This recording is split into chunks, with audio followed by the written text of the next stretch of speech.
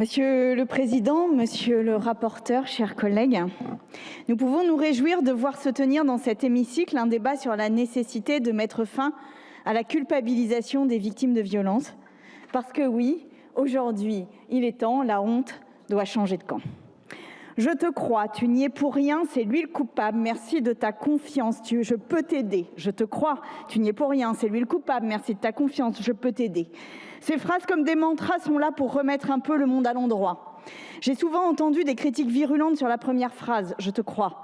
Comme si alors qu'une femme, puisqu'il s'agit de manière très majoritaire de femmes, 85% des victimes, comme si alors qu'un enfant, je rappelle qu'un enfant en France est violé toutes les 3 minutes, ou un homme, puisqu'il y a des victimes hommes à hauteur de 15%.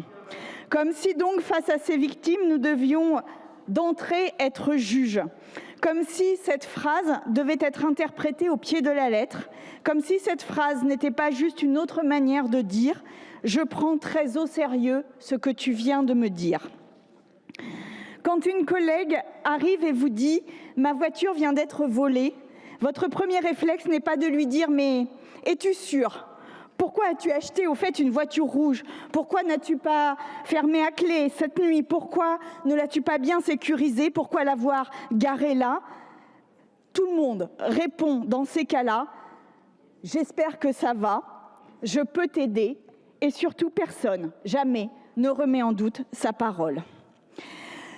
Et surtout, à la fin, nous ne doutons jamais que le problème, ça n'est pas la voiture ni la propriétaire de la voiture, mais bien celui ou celle qui s'en est emparé.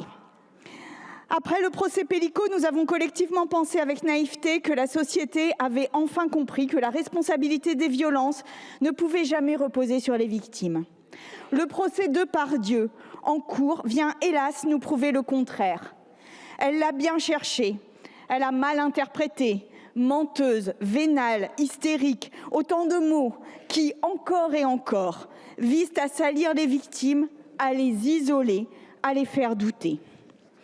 Nous devons l'humanité aux victimes, qu'il s'agisse des affaires Quentin ou Depardieu, le Squarnec, Bouta ou Pélico.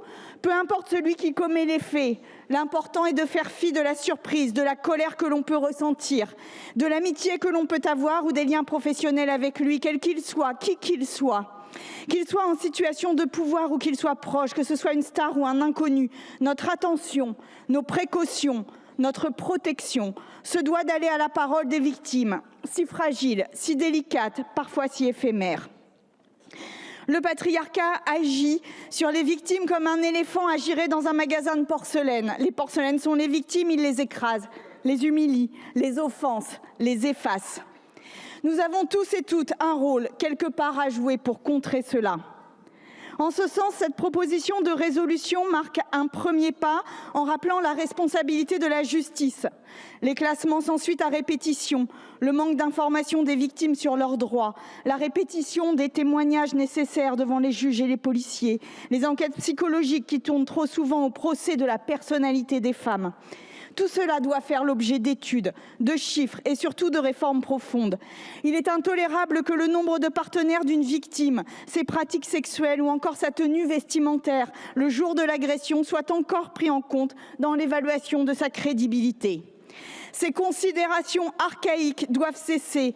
On peut être violée en étant travailleuse du sexe, on peut être violée en étant nonne, on peut être violée en étant jeune ou en étant vieille, en étant valide ou en situation de handicap. On peut être violée en étant en robe courte ou en uniforme de l'armée. Le viol n'atteint pas le nombre des centimètres. Cependant, avec le groupe écologiste, nous pensons qu'il faut aller plus loin et inscrire la question du consentement dans la loi.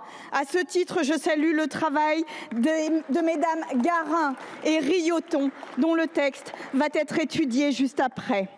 Enfin, nous ne pouvons parler de la dignité des victimes sans évoquer leur prise en charge et leur accompagnement. Il est impératif d'investir dans la prise en charge des psychotraumatismes. Or, cette exigence est aujourd'hui en contradiction avec les attaques répétées contre le budget de l'hôpital public et est mise en difficulté par la crise de la psychiatrie.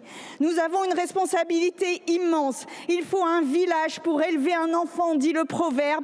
Il en faut un tout entier aussi pour violer une victime. Cet acte se nourrit de la tolérance sociale, de l'impunité et du silence. Alors oui, la honte doit changer de camp, mais la honte est en train de changer de camp. Écoutez la puissance de ces voix qui, comme un canon, chantent ensemble leur volonté de briser le silence. MeToo, il ne suffit plus de parler, il est important aujourd'hui que nous écoutions respectueusement.